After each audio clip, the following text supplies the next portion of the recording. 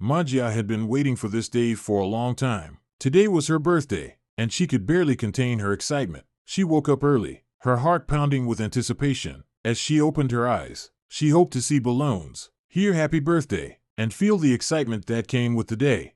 But as Majia slowly stretched and yawned, she realized something was missing. The room was quiet, and the morning light was streaming in through the window. Just like any other day, there were no colorful decorations, no cheerful voices, and no big birthday cake waiting for her.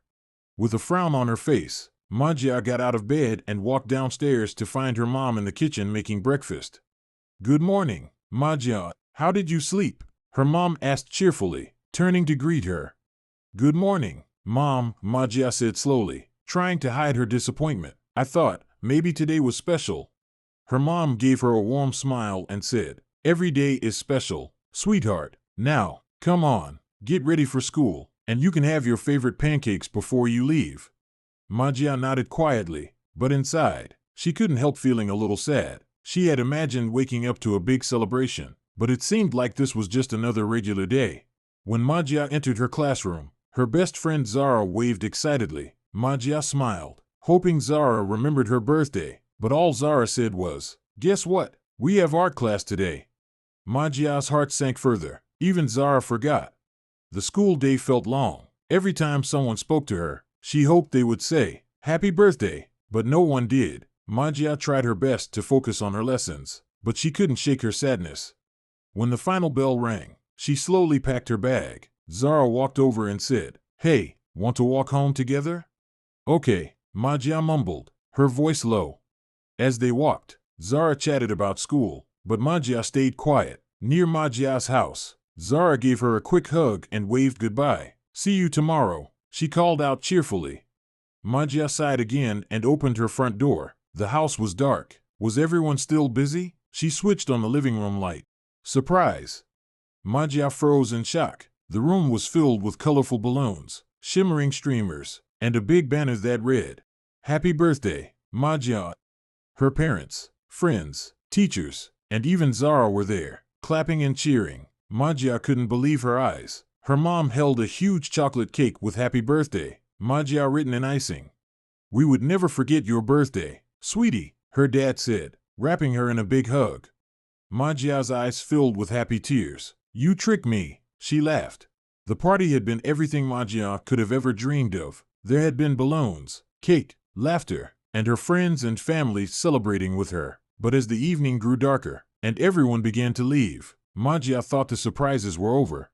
Her parents, who had been running around all evening making sure everyone was enjoying themselves, now sat together on the couch, smiling at their daughter with pride.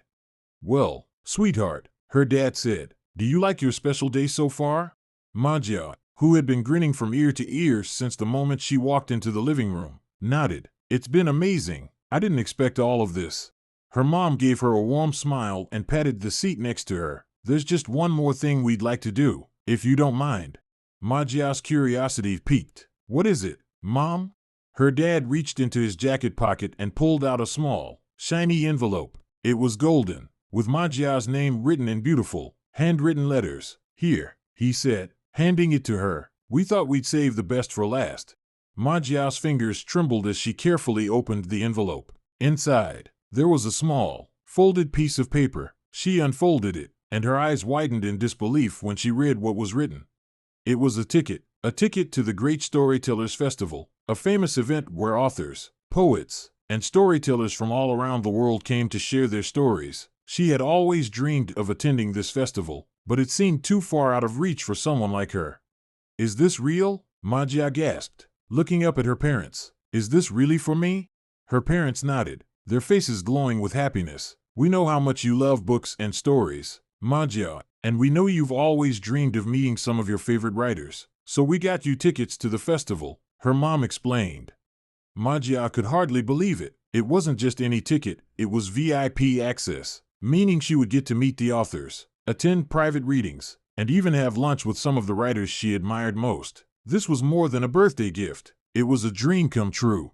I don't even know what to say," Majia exclaimed, her voice full of emotion. "This is the best gift I could ever imagine. Thank you so much." Her dad smiled and wrapped an arm around her. We know how much you love storytelling, and we wanted to make sure you had a chance to live that dream. We're so proud of you, Majia." Majia's heart was full as she held the ticket in her hands. She couldn't wait for the day of the festival. She imagined all the writers she would meet and all the inspiring stories she would hear. She felt a deep sense of gratitude for her family, who always supported her dreams, no matter how big they seemed. As the evening drew to a close and her friends went home, Majia sat in her room, the ticket resting on her desk beside her. She felt as if the day had been sprinkled with magic, starting off with uncertainty and ending with pure joy. But there was something else Majia realized. It wasn't just the presents, the cake, or the surprises that made this birthday so special. It was the love that filled the room, the love of her family and friends, who were always there for her, believing in her dreams. And that was the greatest gift of all. Moral: sometimes the greatest surprises come when we least expect them, and they remind us how lucky we are to be surrounded by those who love and support us. True happiness comes from the people who believe in our dreams.